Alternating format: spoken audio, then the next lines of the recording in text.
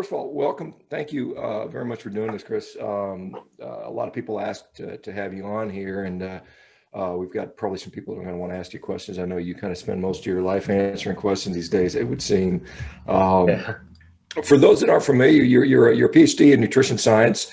You kind of left the pure research and academic world and have done more of an entrepreneurial thing, and you're kind of educating the masses about nutrition, and you kind of get a lot of great information that you've distributed out there. And so for just by way of background introduction, can you give us a little bit of history or a little background on you?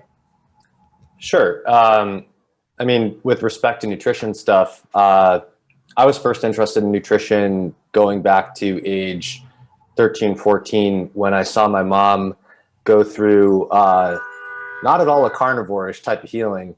She had fibromyalgia and was in chronic pain all the time.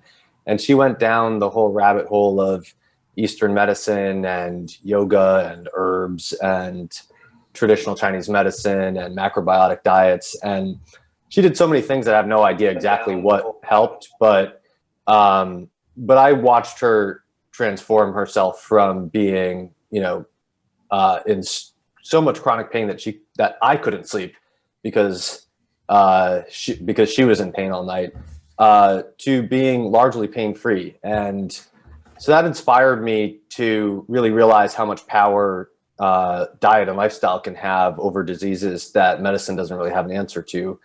And over the course of my interest in diets, I went on my own journeys that took me in some pretty bad directions. So I went vegan. Well, first I did the zone diet when I was 16, and then I went vegan when I was 18, and I did the Barry Sears came out with a book called The Soy Zone, which was advertised as the healthiest zone diet ever, which was based on doing the zone diet, which is 30% protein with soy protein mostly. So during this time, I lost a tremendous amount of my dental health. I went into, about a year and a half into this, I went into the dentist, and I had, I think, around 15 cavities, and I needed 2 root canals, and my mental health was totally falling apart. And I was having very severe panic attacks. I would say I didn't get diagnosed with anything, but I was probably, bordering into psychosis in terms of how much it was interfering with my basic ability to carry on in life. And then I discovered the work of Weston Price, and Weston Price, in sum, Weston Price documented the importance of nutrient-dense whole foods with a special emphasis on nutrient-dense animal foods, with a special emphasis on sources of fat-soluble vitamins, including organ meats, eggs, dairy products, small animals such as frogs and insects and shellfish were the foods that he, kind of held up to the highest standard. And I reorganized my diet. And Weston Price's whole thing was about dental health.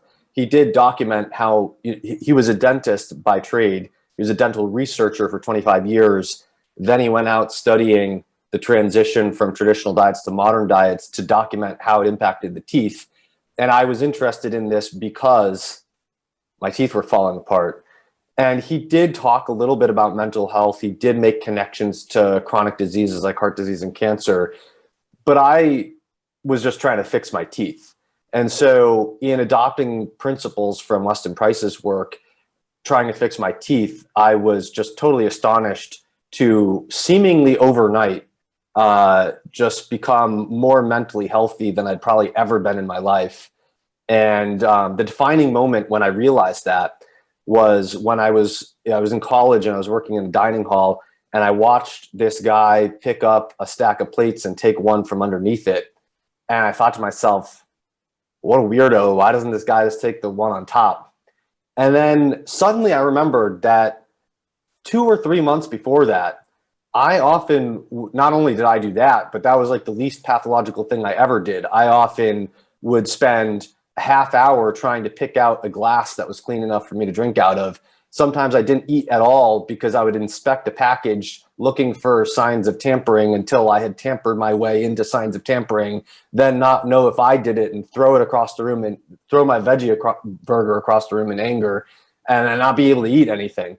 And so at that point where I made fun of this guy in my head, I realized that I had forgotten how crazy I was like 2 months ago. Like, it was so foreign to me to have this most normal amount of neuroticism that I realized that my mental health had completely and totally and revolutionarily changed. And so it was at that point that I was really inspired to get into this stuff. I was going to be a doctor, but in doing pre-med, I realized, I just sort of fell in love with the microscopic things and really wanted to work on theoretical stuff and coming up with new ideas and feed into our understanding and evolve our understanding rather than work on applying our understanding. And so that's what brought me into science, and that's what brought me here. Yeah, and I think the theoretical stuff is pretty interesting because, obviously you're in a community, a bunch of people that eat just basically meat. And, it's kind of like obviously considered, extreme. I mean, the Weston Price folks, and we've had Sally Fallon on and other people that have, shared Weston A. Price's work before. And we have this, well, these guys are all going to get sick and they're going to die. And then we're seeing maybe they're not, and maybe there's something different there. And I know, some things you talk about are, and this is I would say this is a hypothesis, is yet to be proven, but my hypothesis is different dietary basic schemes have different requirements. And you pointed it out, and I credit you, like the zinc requirements. As you know, even the RDA has updated this to say that if you eat a lot of phytates, you're going to need more zinc.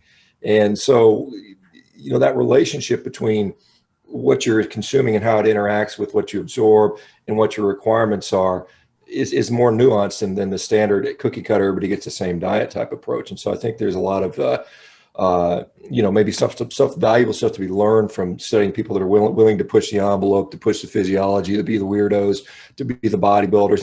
We see the extremes that often kind of show where the system either breaks down or we have unexpected changes. And I think that's what we're kind of seeing in here. And I know you've written things that, there are concerns about people on a carnivore diet. And I think that's fair to do. And I think we should be open to those things and look at, what's really going on and how do we address those.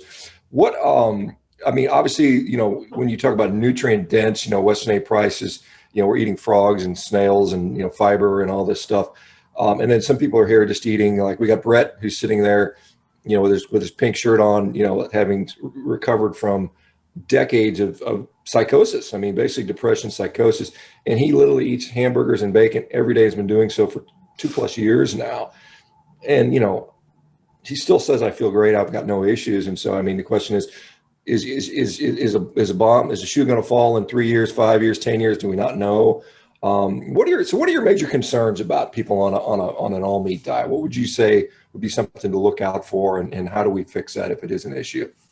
Sure. Well, to be real simple about it, I would say the highest risk nutrients would be vitamin C and folate.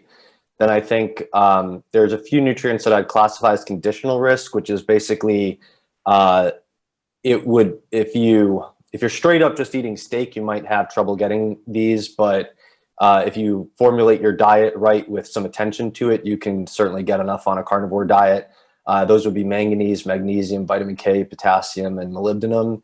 And then I do think that there are some nutrients that kind of really depend on what you mean by carnivore. So, for example, I think there's a lot of carnivore people who aren't eating dairy. And if you're not eating dairy and you're not eating bones, then I think calcium is going to become a problem. And so depending on your definition of what the default carnivore diet is, if it's just meat-based and it's not nose to tail, then I think there are some other nutrients, most notably calcium, that come into that list.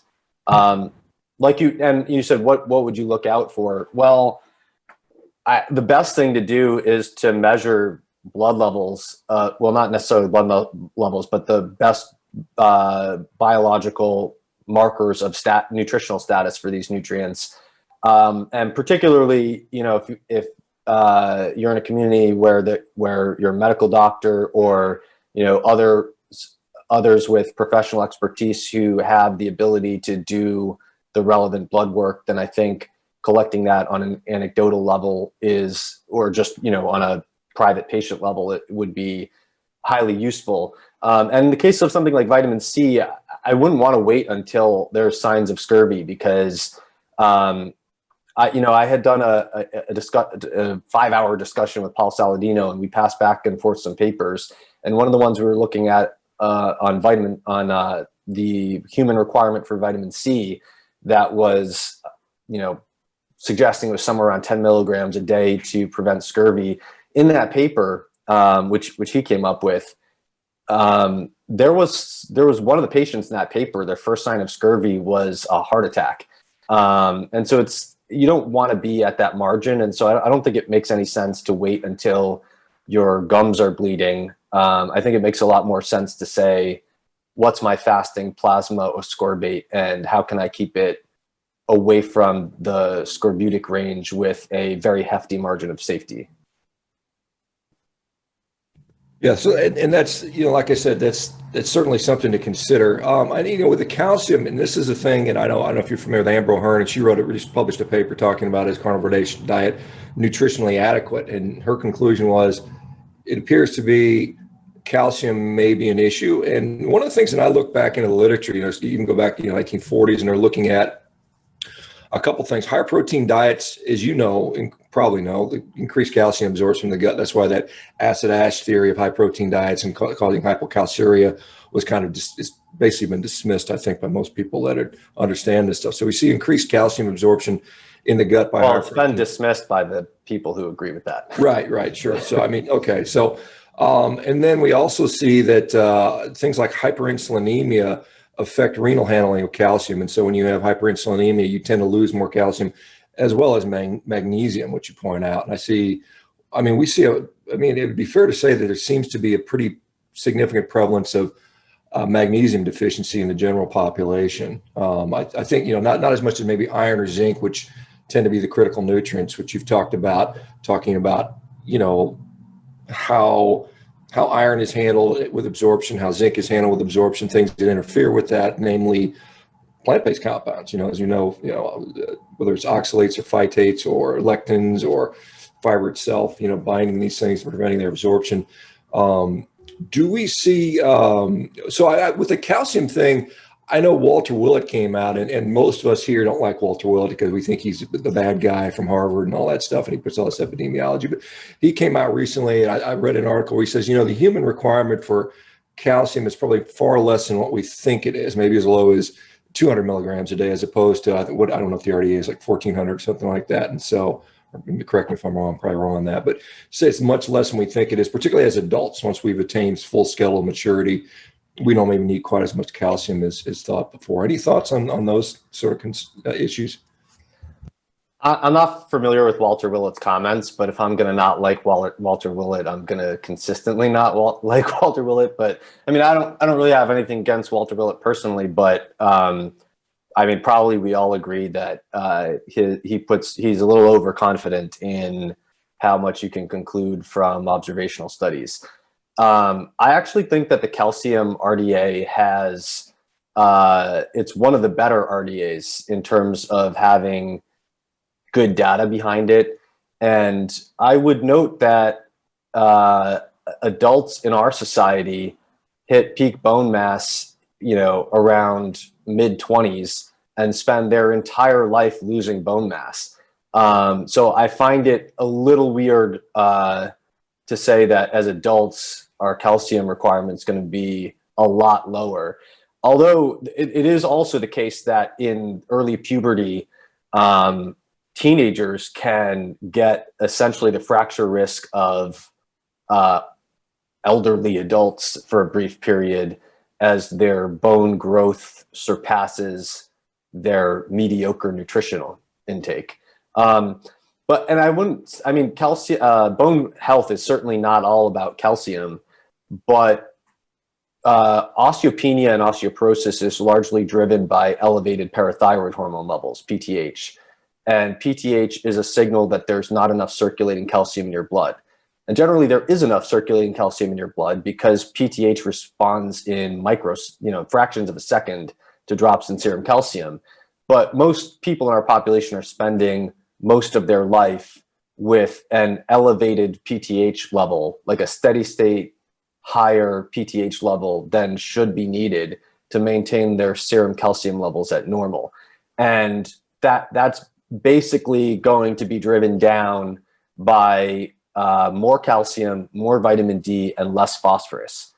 And so, you know, the calcium requirement is obviously dependent on phosphorus and vitamin D principally. And the more vitamin D you get, the lower your calcium requirement is going to be. And so that I do think the DRI for calcium has not really been contextualized in what if you keep your vitamin D status at 40 nanograms per milliliter, where, you know, most people are way under that. And the DRI for anyone who's not familiar with the terminology, DRI is the general framework for what the government sets as nutritional recommendations. People probably know the daily value and maybe the RDA. Those all kind of more or less fall into that category. Daily values on food package labels are based on DRIs. Anyway, the DRI for vitamin D is very conservative. It's definitely the case that they used much more conservative criteria for vitamin D and much more liberal criteria for calcium. And so it's probably the case that if you said, well, I'm going to double the DRI for vitamin D, you could probably cut down the DRI for calcium by 30 or 40%. So I have no qualms with saying that the DRI for calcium is the high end. And actually the DRIs are supposed to be the high end. They're supposed to be from a policy, and they're not meant for individuals. They're supposed to be, if we make a population level recommendation that everyone try to get X, what does X have to be for 97.5% of people to have enough? That's what the DRI is defined by. The DRI is not how much calcium does Chris Masterjohn need to eat. And so I think they were taking that perspective there's just not enough data to really contextualize it as if you have this amount of vitamin D, you need this much calcium in order to have the confidence in the numbers that they want to have. And so that's why they said it that way. But I just think that you could probably take the calcium requirement down to like 700 or 800 milligrams per day if you were keeping your 25-OHD above 30 or 35 nanograms per milliliter. Going higher on D, I don't think is going to do much to bring the calcium requirement down. And I think it's bizarre to think that the calcium requirement is going to go down to 200 milligrams. Yeah, I think the one thing that I would comment on that is, when you talk, you still have to talk about absorption. I know you talked about absorption. We know that, again, higher, and with regard to bone health, protein is a definite determinant of that, I think. I mean, I think there's pretty strong literature that supports that. Type 1 collagen is our skeletal matrix, which all that mineral is deposited on. If you don't have the collagen, you're going to end up with osteopenia as well, or probably even more preferentially. But agreed. We know that higher protein diets increase the absorption of calcium. I think I read up to where it's threefold. And so, again, I mean, what are we assuming? We're assuming the dietary intake matches the absorption in that to some degree, I would assume. I mean, based on standard population norms for what they eat. Like you've pointed out, if we're eating a bunch of stuff that binds calcium or interferes with calcium absorption, then the requirement's going to be higher. Is that fair to say? That is fair to say, but the absorption percentage, first of all, there's no clear plant-animal divide here. The absorption of calcium from plants is wildly different between different plants, and cruciferous vegetables have higher bioavailability than milk does. Bone has not been studied in as rigorously as a lot of other foods, but bone, by my estimation, and it is data driven to a certain extent, but it's an educated guess, I'm going to say bone is quite similar to milk, around 30%, and cruciferous vegetables, depending on the vegetable, are 40 to 55%-ish. And then a lot of other vegetables are massively lower than that. So like rhubarb and spinach have, borderline non-availability of the, 5%, 10%. and then a lot of other things like a lot of other plant foods are in between. You know, almond, like nuts and seeds and stuff are probably around 20%. And you know, meat, you might absorb the calcium very much from meat, but there's not really any there. There's just traces. And so then the question is, well, who cares what the individual food is, because it's a diet that matters. And so you're probably going to get a very high, and I totally agree with you that animal protein, I wouldn't even say protein, animal protein in particular, is very effective at increasing calcium absorption from the gut. But, you know, so you're probably going to get the highest fractional calcium absorption, meaning percent of what you ate absorbed, if you eat a meat and kale diet. But, you know, at the same time, it's very hard to get the volume of calcium you need from vegetables, even when you're using the ones with high fractional absorption. And so, you know, at the end of the day, the most practical thing is probably going to be to get your calcium from milk and bones, and also eat meat to increase the absorption. And then the vegetables become largely optional from a calcium perspective. But the calcium's coming from the milk and the bones. It's not coming from the meat. And so you might have like infinite fractional absorption of calcium from meat, but there's just not a lot of calcium in meat. And so that's the problem. And yeah, meat enhances the absorption of calcium, but meat is also very rich in phosphorus, and phosphorus will increase PTH levels to some degree. The whole food effect of meat it's not that significant in the context of a sort of normal diet, but then the other thing is, you know, so when I was in grad school, I was actually in the same department as Jane Kerstetter, who is the person who did all the meat enhances calcium absorption stuff. And so I had seen some of her lectures on it, and I was classmates with one of her mentees who also followed up on her work and did some of the more recent research on showing meat enhances calcium absorption. And so the history of that is that from, you know, a century ago, there were many studies done over time over the course of the 20th century that showed that when you eat more animal protein, you lose more calcium in the urine. And so people had just assumed that the meat was driving calcium loss in the urine. But then Jane Kerstetter followed this up with a body of research showing that meat enhances calcium absorption, and that high animal protein diets help improve bone mineral density. And so there's clearly like a net benefit. But that doesn't change the fact that there is still an acid-base effect of having, you know, a high amount of, and it's not the acid-base effect of the ash. It's not about what's an acid and what's a base when you burn it. It's about the fact that if you consume sulfur amino acids over their requirement, they do generate an acid burn, and that does have to be buffered by organic acids. And organic acids can come from many places, but they are particularly correlated with potassium intakes. And so it's not so much that potassium protects your bones. It's that if you look at the potassium content of an animal food or a plant food, it generally will be strongly correlated with organic acids like citrate and malate and other stuff like that. And those, all the organic acids that are in the Krebs cycle, for example, are bicarbonate sparing, and they, as a result of that, do help buffer the acid load from sulfur amino acids.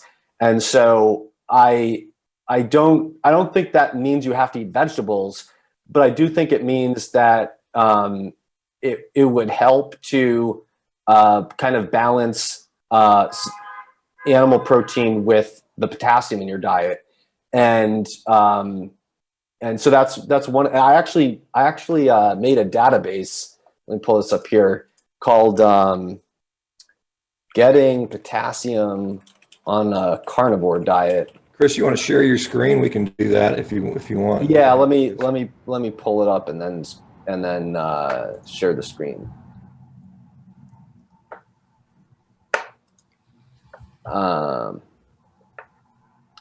Okay, let me not dox myself. I'm going to shut down some stuff here.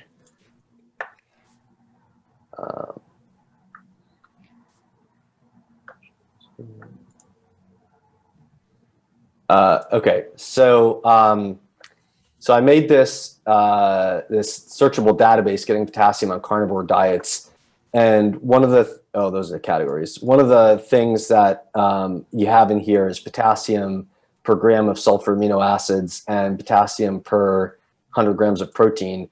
And there's some explanation of how much potassium is needed and how to try to optimize for these.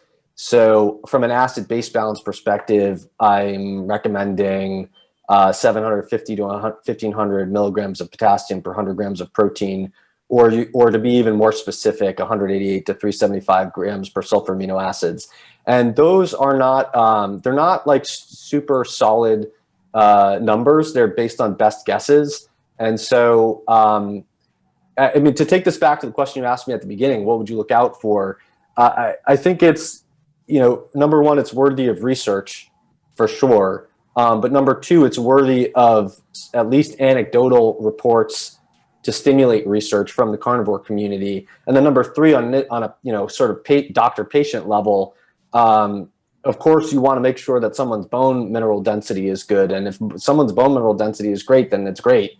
And this might not be a factor, but it would be worth keeping some data on whether this correlates, because it is a factor. So anyway, to take back to your sort of like high level conclusion of this, yes, meat enhances calcium absorption, but there's just not enough calcium in meat for that to be meaningful. And so meat is great from a calcium absorption standpoint, but you have to get calcium from somewhere, and it's easiest to get it from milk and bones. Yeah, so have a cheeseburger instead of just a hamburger. When you first mentioned that, who is it, Brett eats hamburgers and bacon? Mm-hmm. I wasn't even thinking of calcium. I was just like, wow, that would sound really good if you melted some cheese on top of it. Yeah, I think he'll tell you that I could probably eat that day in, day out if you had melted cheese on top of it. But yeah, without the melted cheese, I'm going to get sick of that, and I'm going to lose a lot of weight. I think he'll tell you that it'll return his anxiety and depression if he adds dairy in there for him. But that's just interesting to see. But let me ask you, there's a question, because obviously this is topical and everybody's kind of concerned about COVID-19, vitamin D status. I mean, we're seeing a lot of, before you do that, you said there were some high vitamin K foods on a carnivore diet. And I saw pictures of, maybe it was scallops and salami, and I can't remember, what were the vitamin K recommendations carnivore wise? Well, the best one would be goose liver. But even and yeah, there are well, why don't I pull up the database here?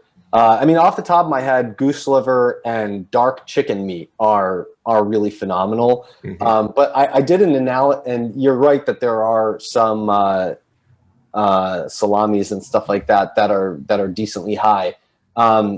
But I mean, if you take the presupposition that generally people are not getting enough K2 and they need more of it, then I think, I'm looking at 100 or 200 micrograms per day. And so I did an analysis of, like, if you only ate a steak diet versus what percentage of dark chicken meat, and for some reason dark chicken meat is very high and light chicken meat is bottomed out at 0. And so I did an analysis where, like, if you ate a 95% steak, 5% dark chicken meat diet, you would get 100, I think it was 100 micrograms. And if you ate a 90% steak, 10% dark chicken meat diet, you get 200 micrograms.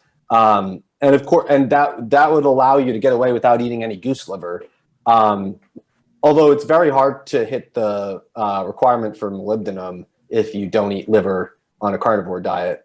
So there are other reasons to eat liver. But yeah, I mean, that's why I call it conditionally concerning rather than high risk, conditional risk, because if you just eat steak, I would be concerned about the K2, but you can tweak things here and there on the margins with some pretty high impact carnivore foods to hit a lot of these targets. Let me just, I guess, just because of the vitamin D question, and there's quite a bit of research, and again, all this COVID stuff is new, and it's not, whether it's reproducible or not, and it's long-term data, we're not going to have any of that stuff, but early data seems to suggest that people with vitamin D deficiency are more susceptible. How does a vitamin D, how would you postulate vitamin D, I guess, impacts our immune system? I guess that's where we would look at susceptibility, or how does that play a role in potentially protecting people? Yeah, well, so my personal suspicion is that the key that number one, it does have a protection against infection, but the protection against infection is lower impact than the protection against severe outcomes. And I think the protection against severe outcomes is driven primarily by restraining IL-6. And so IL-6 it's not a bad thing. It's actually a good thing in many ways. But in the context of COVID, it gets way, way, way too high. And it's one of the key mediators of what they call the cytokine storm. And it's the key driver of hypoxemia, or at least it's the key correlate of hypoxemia. And it's a major correlate of death.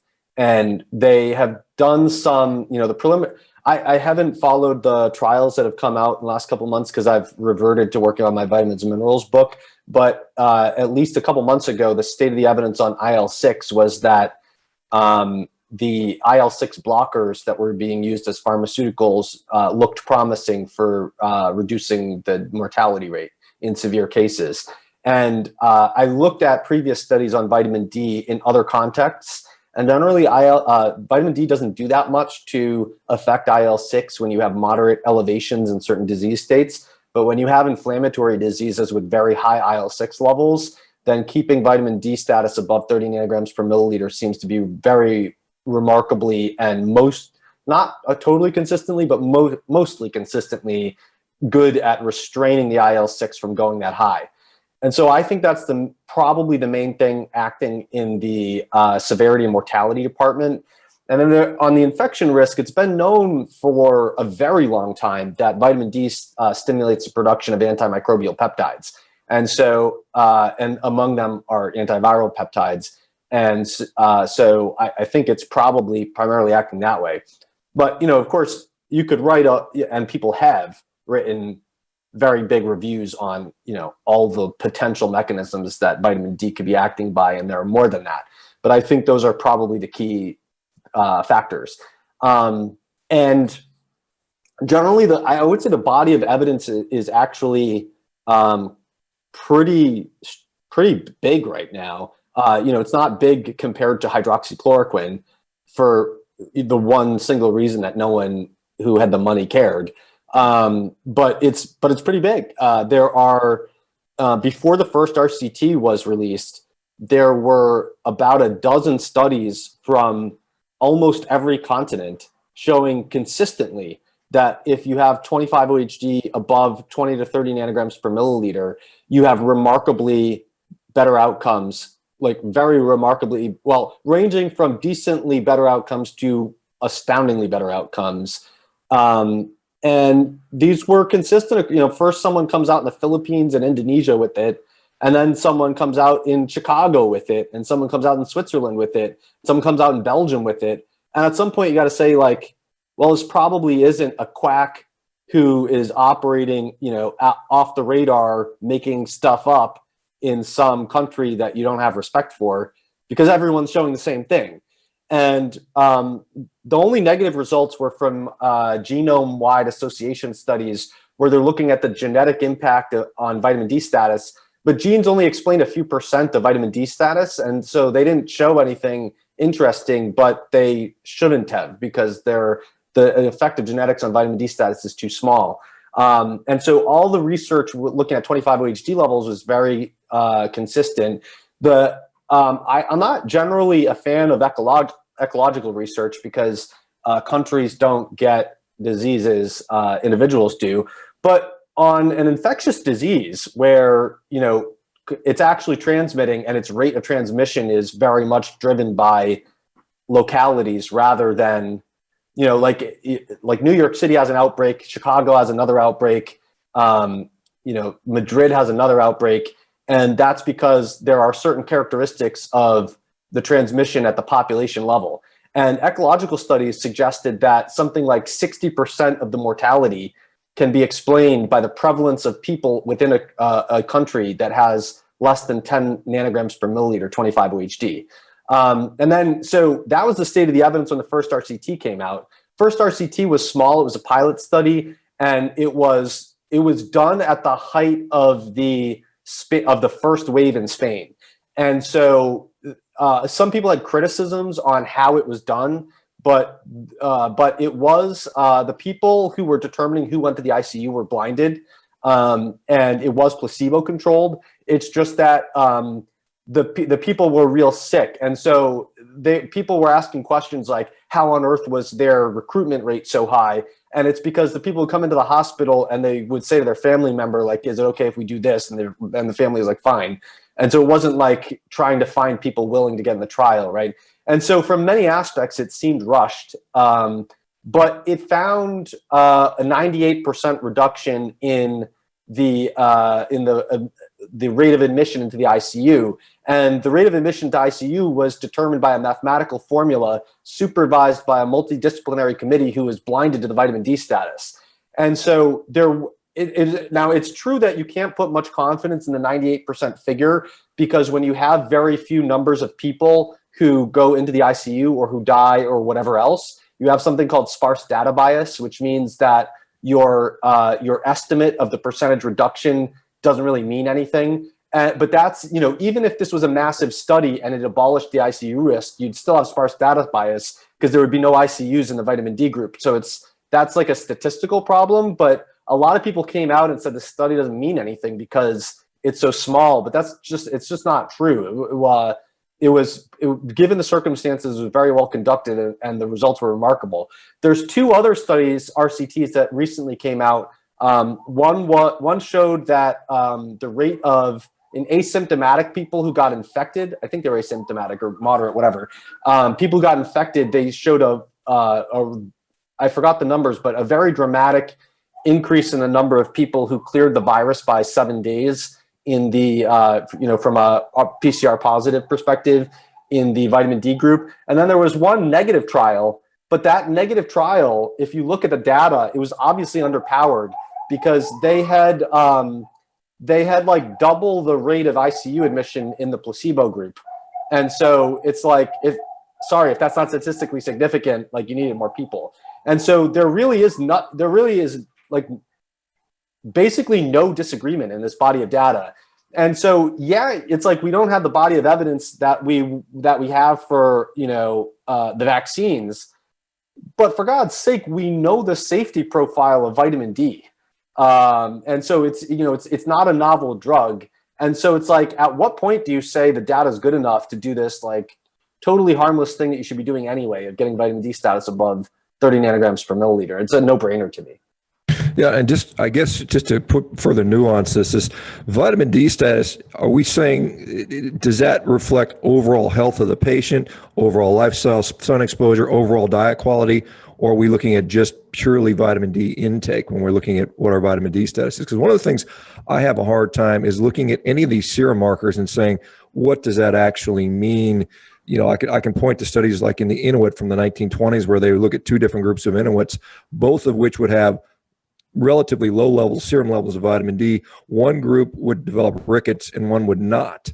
And the group that developed rickets was eating the flours and the sugars and the canned goods, in addition to having the same serum vitamin D levels as someone who is not developing rickets. So I'm just wondering, one, the reliability of vitamin D serum levels versus overall vitamin D status in the tissue in the body, and then does it reflect overall health? Well, in the Inuit, they have genetic adaptations that lower the amount of 25-OHD that they need to have in order to maximally suppress parathyroid hormone.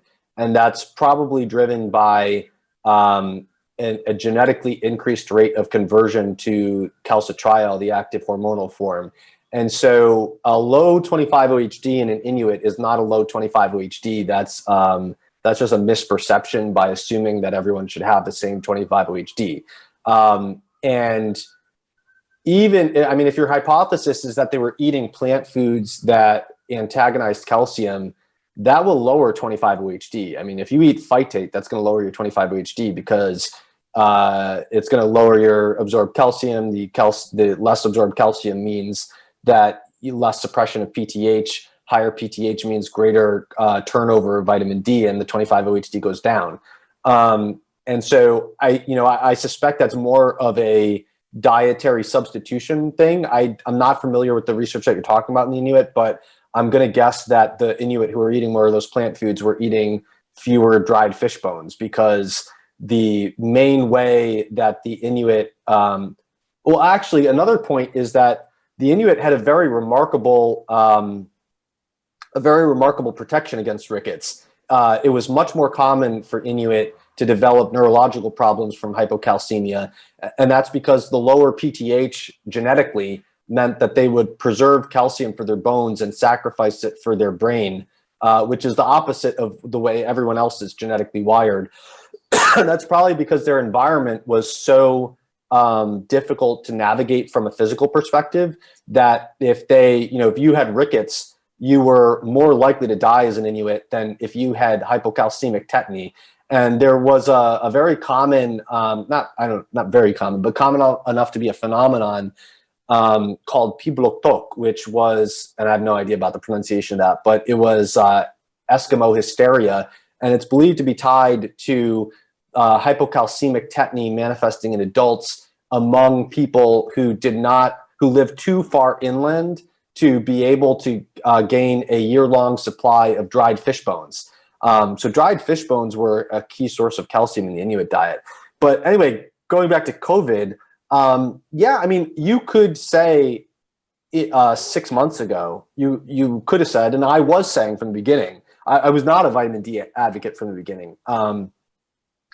But as the observational studies were emerging, I continually made the point every single time one came out that we still didn't know whether the low vitamin D status in the groups with high mortality and severity was a result of the disease or the comorbidities creating inflammation that depleted the 25 OHD, which we know is a thing, or was an effect of vitamin D on the illness severity. Neither of which are mutually exclusive. It's totally reasonable that all three of those things are true.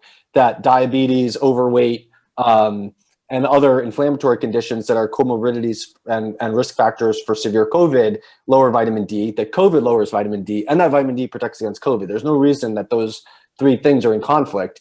But that's no longer a plausible argument now that there's 3 randomized controlled trials, 2 of which have really strong results, one of which has, claims it doesn't have positive results in the abstract, but if you look at the data, just looks like it was underpowered, and actually it cut the ICU admission in half. At that point, you can't say, well, what if the disease is just lowering the vitamin D? Because your conclusion is not based on the 25 OHD correlation. Your conclusion is based on the fact that you randomly allocated some people to vitamin D, some people to placebo, and the people who got vitamin D had a different outcome. At that point, there's no confounding factors. And so how much of the supplementation is considered efficacious? Because there's been a lot of older vitamin D studies where they said the supplementation didn't do enough, and the question was maybe they weren't giving enough. So what's the IU sort of minimum requirement, you'd say? Well, I think that if you're going into it with this knowledge on a proactive basis, then I think what you want to do is just know what amount of vitamin D keeps you above 30 nanograms per milliliter and keep it there. But if you don't know that, then, well, actually, and then if you get sick, you should probably pop that up to like 7,500 IU per day for till the illness is gone. Now, if you don't know what that is, then I would say that most people are going to, in general, you'll stay above that if you get 1,700 IU per day. That will generally keep you above 30 nanograms per milliliter. So if you don't have access to blood testing and you're going into it trying to maintain 30 nanograms per milliliter, I would keep it at that. And then I would still pop it up to 7,500, 8,000 IU per day upon onset of illness. And then if you have real low vitamin D, like below 20, and you haven't done anything proactive and you do get sick, then you should probably do the vitamin D hammer approach and do like 50,000 IU per day for 4 days and then bring it down to 8,000 IU per day. What would you recommend from a food standpoint? I mean, obviously you can get vitamin D from food, but what do you find the best foods for vitamin D are going to be? Fatty fish and pastured egg yolks. And I think it needs more study, but to some degree, animal fats from animals raised in the sun with very good vitamin D status are probably somewhat meaningful, but egg yolks from chickens raised on pasture and fatty fish are going to be the top ones. So if I'm eating 18 eggs a day, I'm okay, you think?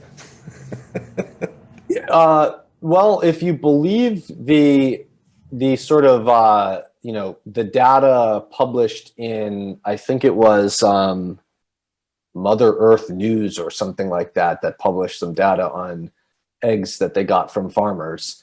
So it's not published in the peer-reviewed data, but if you believe that data, you'd probably be pretty good with 18 eggs a day. Yeah, that's not uncommon for me just to put that out there. How crazy some of us do this stuff here. But so you mentioned molybdenum. That's a tough one to say. Where do we use that for? I mean, that's one most people, it's like selenium and some of these other ones, these rare minerals that we don't talk about much. What's the and you might maybe talk on manganese as well. Those are ones that they don't get a lot of press on. What are your thoughts on those two or three substances for human health? Where do we get them? What do deficiencies look like? Why is it concerning? Yeah. All right. So molybdenum is used for basically two things.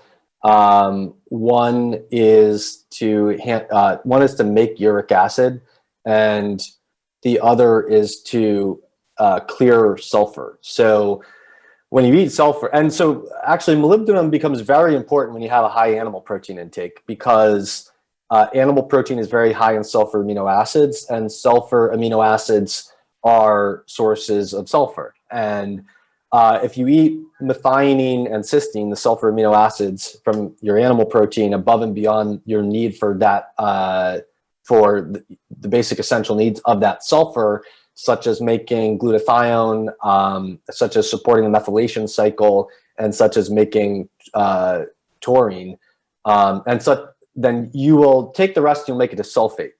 But on the way to making sulfate, you will, on the way there, you'll make sulfite. And sulfite is very toxic. It causes a very broad-based toxicity that does lots of stuff. Like it can secondarily increase glutamate toxicity, but it can also just kind of block the function of many, many different proteins. And so it's pretty nasty, but in general, people with sulfur intolerance and people with sulfite intolerance are maybe familiar with some allergy-like reactions that can come from sulfite, and that's because it can degranulate mast cells and release histamine. But glutamates, it can also mirror glutamate sensitivity and can do a bunch of other stuff. And so molybdenum is used to convert the sulfite to sulfate. Sulfite is the toxic and useless form of sulfur. Sulfate is the non-toxic and highly useful form of sulfur. So sulfate is used for detoxification, it's used for hormone regulation, etc. And so you really don't want sulfite, you really do want sulfate, and molybdenum is what gets you from one place to the other. Your molybdenum requirement is going to go up with your animal protein intake. And so, generally, most people are getting molybdenum from legumes. But if you're a carnivore, you can get, I think the easiest way to get it is to eat an average of 1.25 ounces of liver per day. Liver is very high in it. But if you weren't eating liver, the alternative sources would be 500 grams a day of, and when I say cottage cheese, I'm very specifically cottage cheese. So 500 grams a day of cottage cheese or whole eggs. And Shawn, if you're eating 18 eggs a day, I'm sure you're hitting that. 3.8 cups of milk, 2.5 pounds of beef or pork. And all those will get you the RDA. However, if you look, so the thing is, I don't know to what extent, like quantitatively, what number does the molybdenum requirement go up when you eat sulfur amino acids? But cheese, eggs, milk, beef, and pork are all really high in sulfur amino acids. So I'm skeptical that that's the best way to get the molybdenum requirement. And if you just look at liver, like, yeah, it's got sulfur amino acids, but if you can get the amount of molybdenum that you would get from 500 grams of cottage cheese or whole eggs in 1.25 ounces of liver a day, you've got to be getting something like at least 5 times the molybdenum to sulfur amino acid ratio. So I think the best bet for someone who's not carnivore is legumes, and the best bet for someone who is a little bit of liver. And 1.25 ounces of liver a day is not that much liver. You can eat it like at the end of the week as 5 to 8 ounces, but one ounce and a half each morning is something anyone can just swallow down if they can suppress their gag reflex. For manganese, number one thing that manganese does is it supports the protection of mitochondria from oxidative stress. And mitochondria are very vulnerable to oxidative stress because they're a key generator of reactive oxygen species. I like to think of oxidative stress as just the wear and tear on tissues and metabolic pathways that happens as we age, and it accelerates when we have disease states or toxicity, etc. Manganese also plays a role in getting rid of excess ammonia, and ammonia is generated by protein metabolism. So in theory, the more protein you eat, the more manganese you'd need.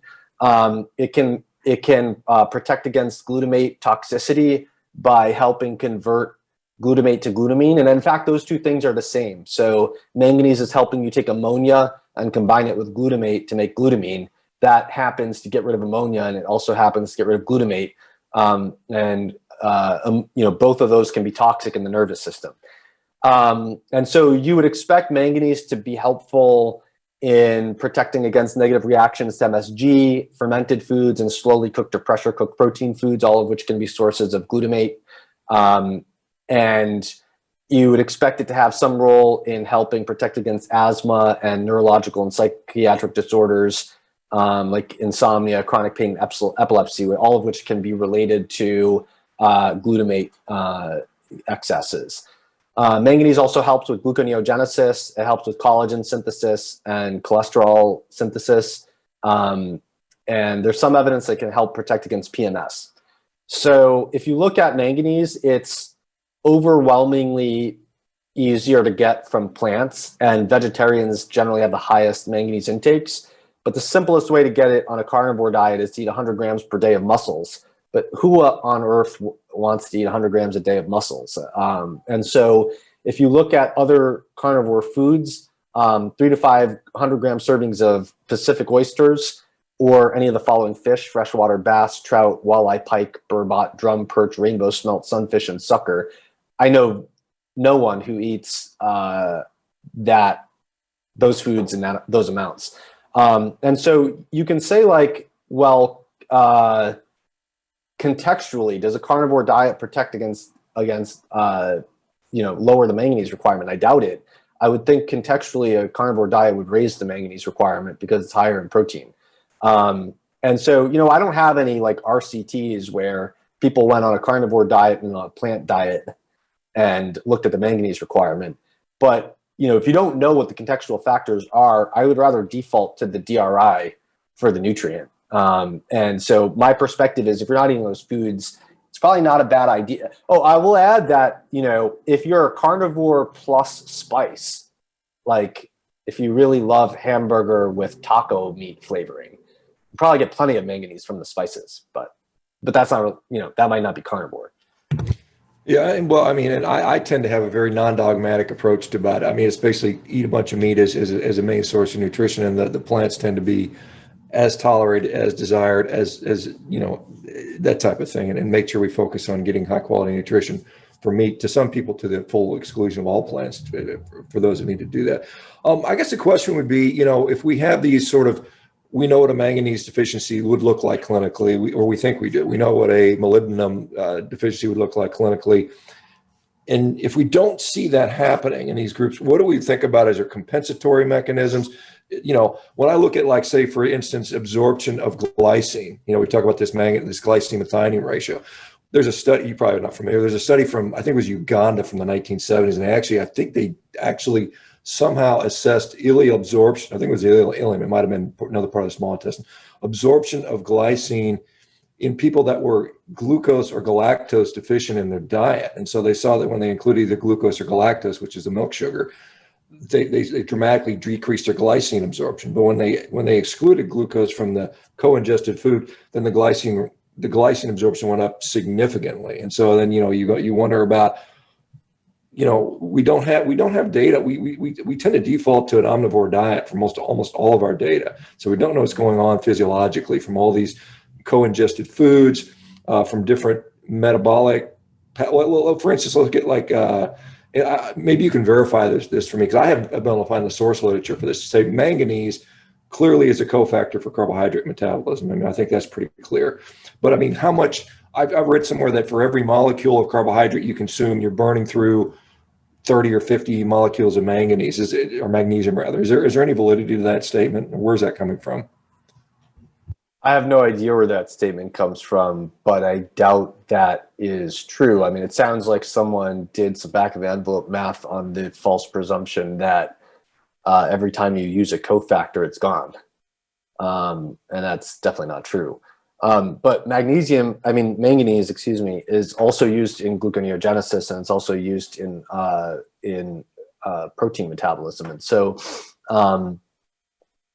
I mean, you can take one contextual factor and you can take a different contextual factor. And if we don't have studies randomizing people to a carnivore diet versus an omnivore diet, and then look at the manganese requirement to affect some outcome, then we just don't know. And so you can use mechanistic speculations one way or the other.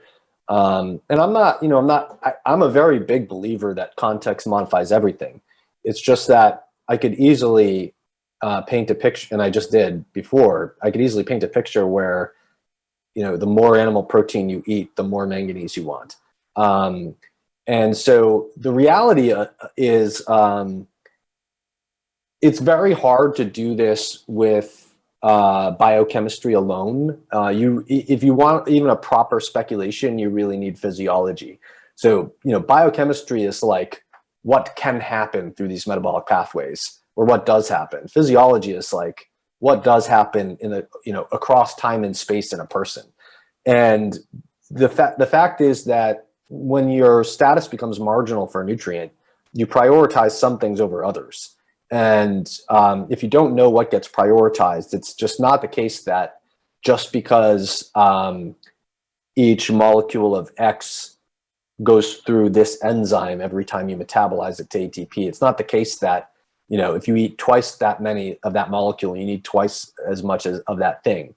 It can be the case sometimes, but it's just not necessarily. So look, I mean, my position is basically, I don't think we know how a carnivore diet affects the manganese requirement. And so if I were doing carnivore, I would prefer to, either get enough manganese according to DRI, or try to look for my manganese status in a better way.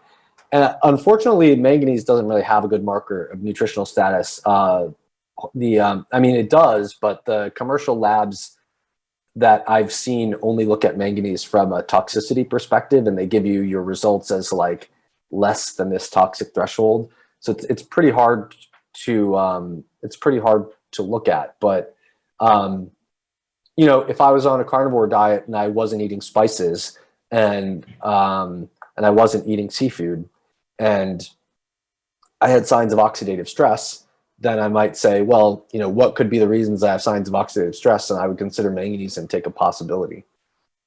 Yeah, and I think that's a good point. I guess, you say it's utilizing gluconeogenesis. I mean, which I mean, I'm not saying. I mean, it's obviously that's the case. One can make the argument, well, if I'm eating more protein, I have more gluconeogenic precursors. I mean, I've got the gluconeogenic amino acids in abundance, you would assume. And then is it requiring more manganese to run that, or do I have enough to overcome the inefficiency with less manganese or other? Can you still run gluconeogenesis in a relative deficit of manganese? I mean, these are questions we probably don't know the answer to, would be my assumption. I would agree that we don't know the answer to those things. But one point that you said before, you asked at the beginning of that last section, you asked, what if we're not observing the clinical deficiency syndrome?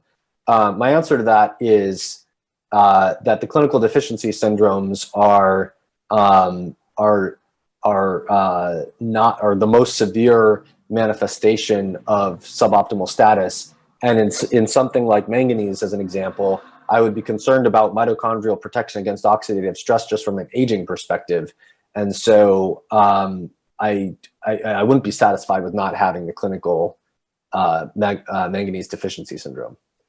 Yeah, and so what if we're observing the opposite? People looking like they're younger and performing better, and that type of stuff. Obviously this is all going to be impossible to measure. I mean, it's just academic musing at this point. But I mean, we've got people that they go on a diet and they're like, well, I lose the weight, which there's a lot of reasons why we could talk about why they lose weight, and if that has a general improvement. But then you have people who are, now their knees stop hurting, their back stops hurting, and their glycemia improves, and their inflammatory markers improve.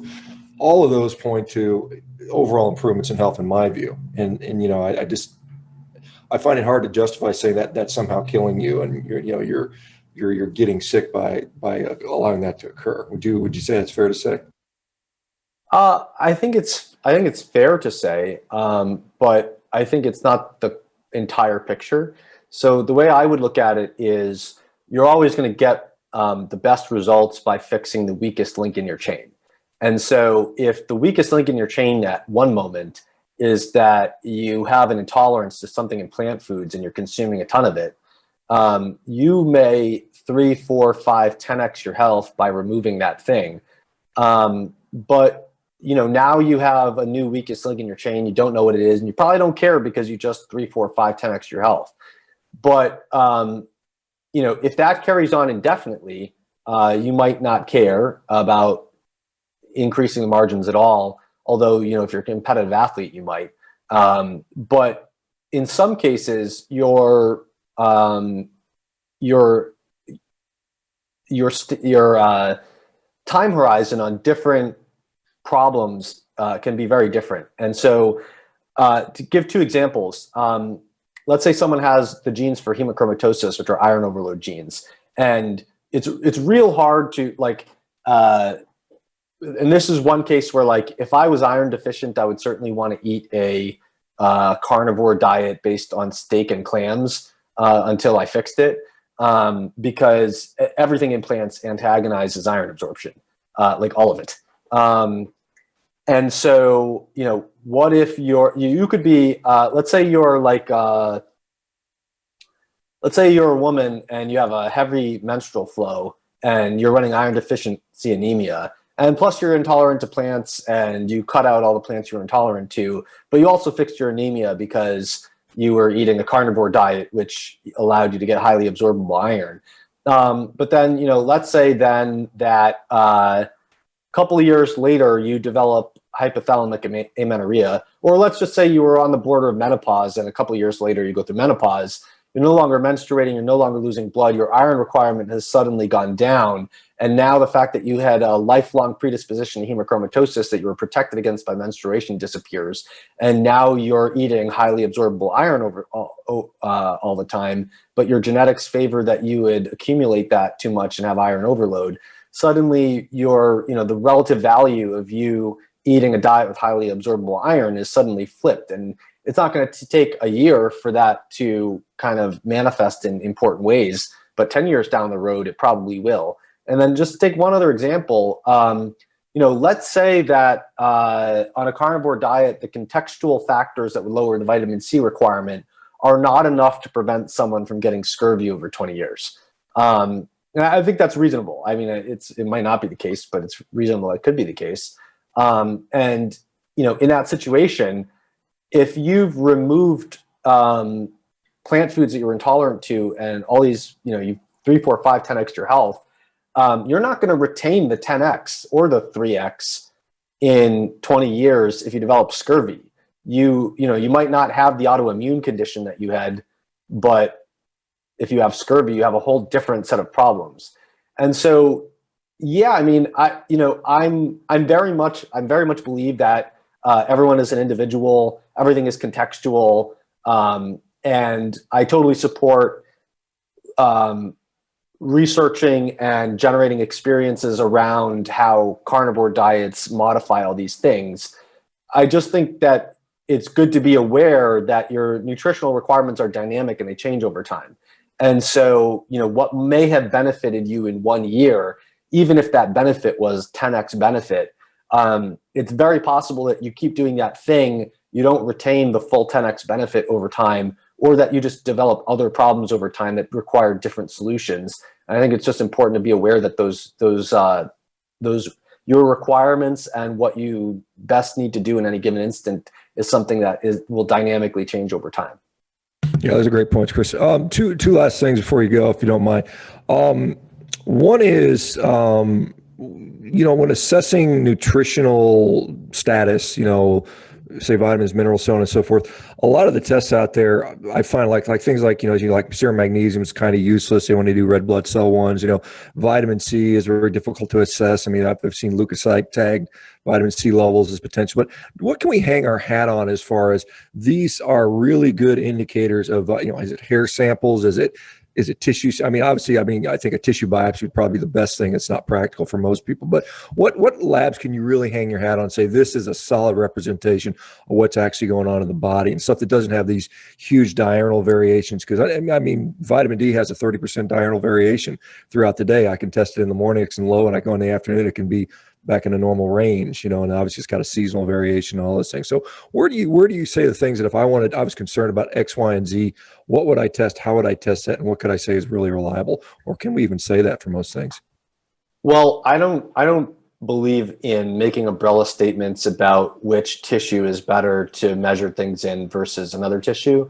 And I do think diurnal variations are important to take into account as variables, but I don't think they by themselves invalidate a marker. And so I think this has to be taken, I think any biomarker has to be taken on a case-by-case basis of validating its sensitivity and specificity for what you're looking at. That is, to validate what does it tell you, and with what confidence can you rule out false positives and false negatives. And so I have a ebook that I made, Testing Nutritional Status, the Ultimate Cheat Sheet, where in theory, I continually update it as I come across new research, but I'm working on other projects right now, so I haven't updated it in a while.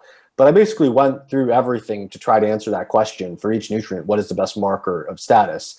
And best marker doesn't mean that it has no caveats.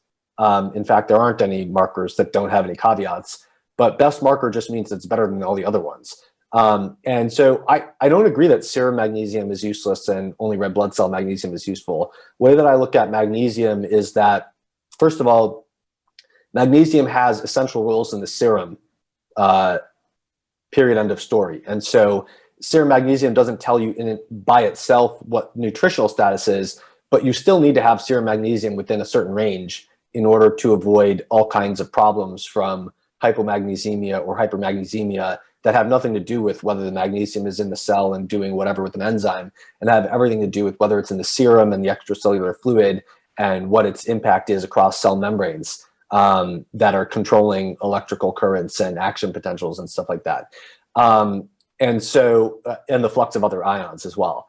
And so serum magnesium definitely needs to be in the range and not, at least not like double the top of the reference range.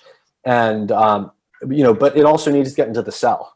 And so I strongly favor measuring both serum magnesium and red blood cell magnesium. And I have kind of an algorithm, and I didn't really invent the algorithm. I just borrowed it from existing algorithms and made them a little more practical for people to do with clinical labs that are commercially available for doctors and patients. And so that would be measure red blood cell and serum magnesium. If the serum magnesium is normal and the red blood cell magnesium is low, then you know you have a problem of magnesium getting into the cell. If you only measured red blood cell magnesium and it was low, you wouldn't know whether your problem was you weren't getting enough magnesium versus you weren't getting magnesium into the cell. If the serum magnesium and the red blood cell magnesium are both low, then you know that you have a dietary magnesium problem or you have a urinary magnesium problem. So I would follow that up with urinary magnesium.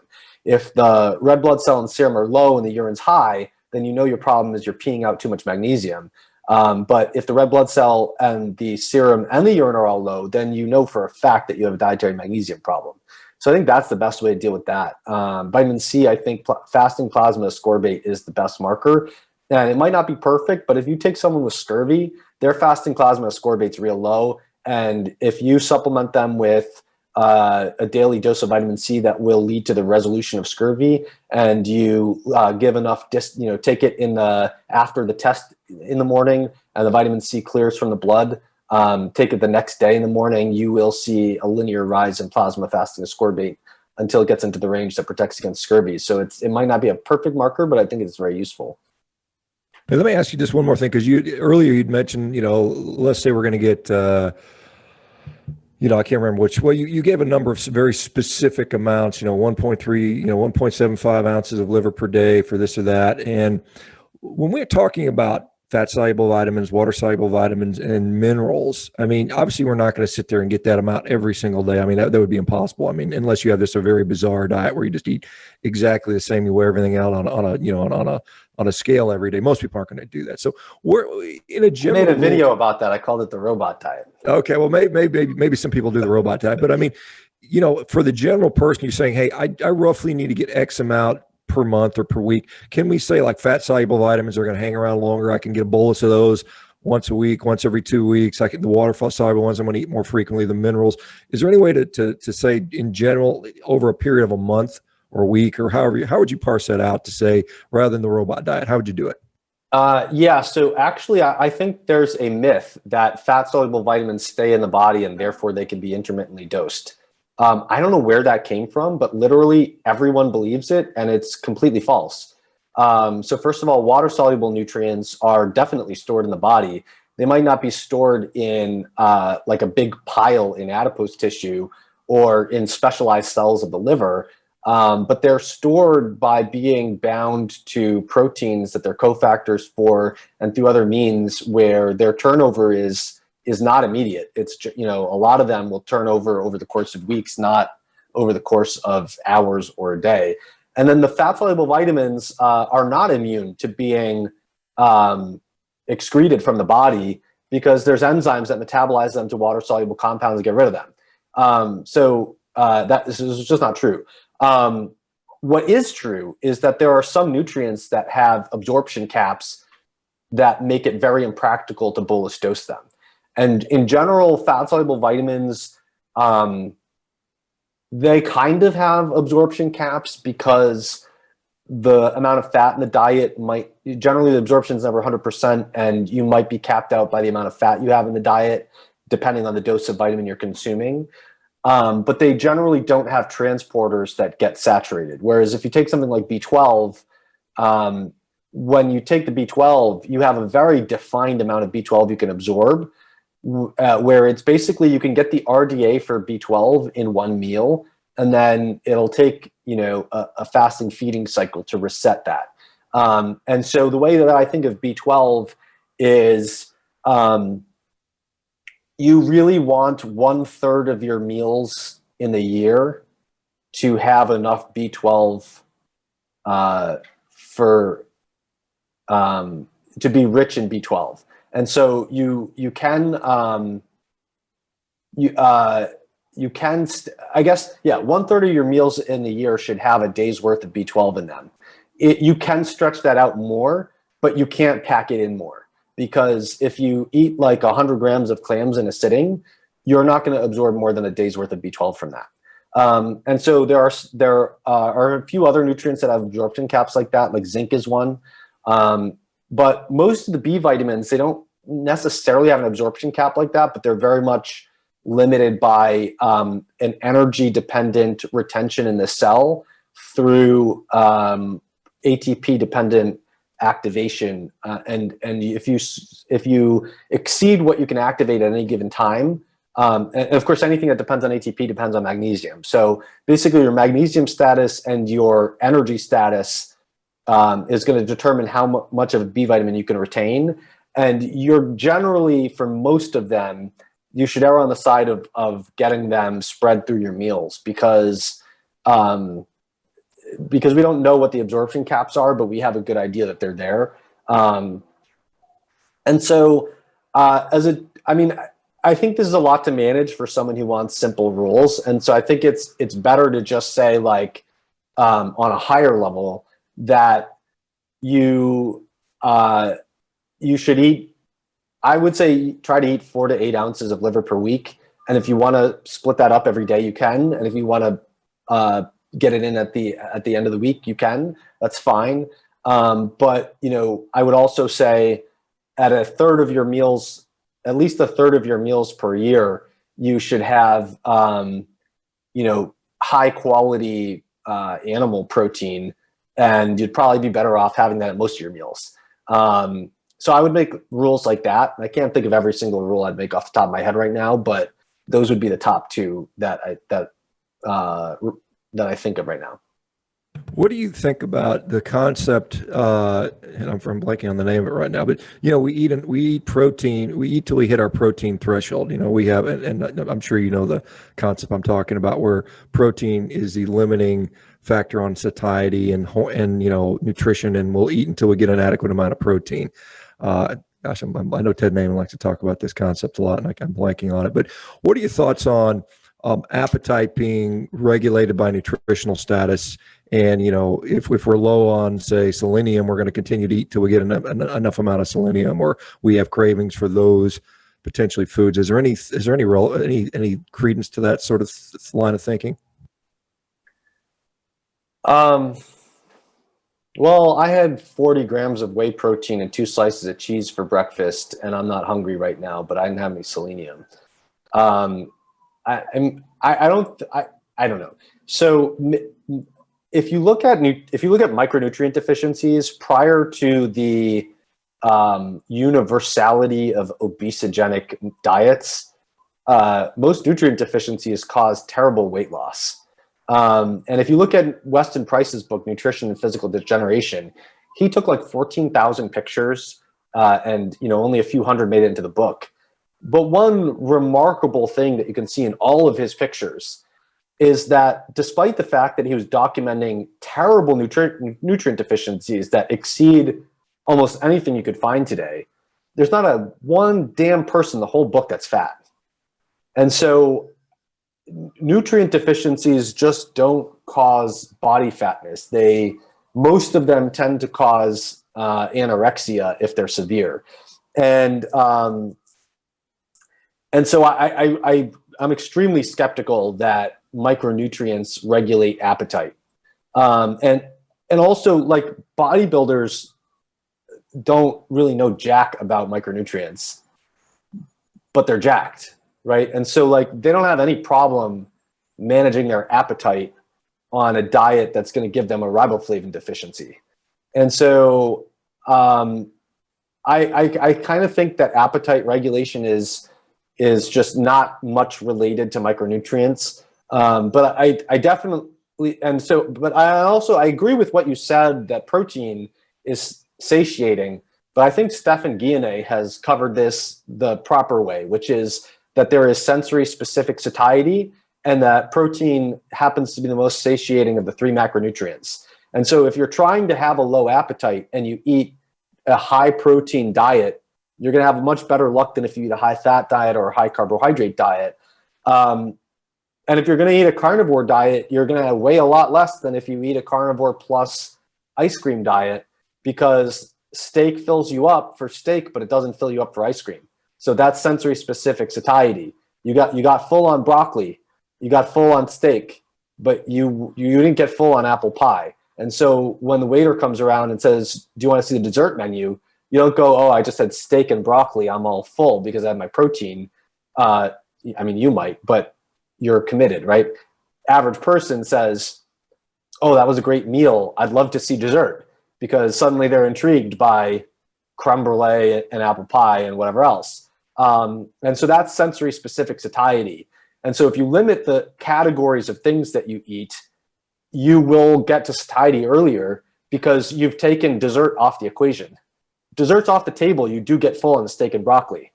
And then, if your choice is between different macronutrients, a high protein diet will be much better for weight loss, both from the perspective of, not even just weight loss, but what you care about is fat loss. And so I think the data is real clear that from a nutrient partitioning perspective, eating more protein causes you to put calories into muscle instead of fat. Protein overfeeding is probably the most difficult thing to store fat with.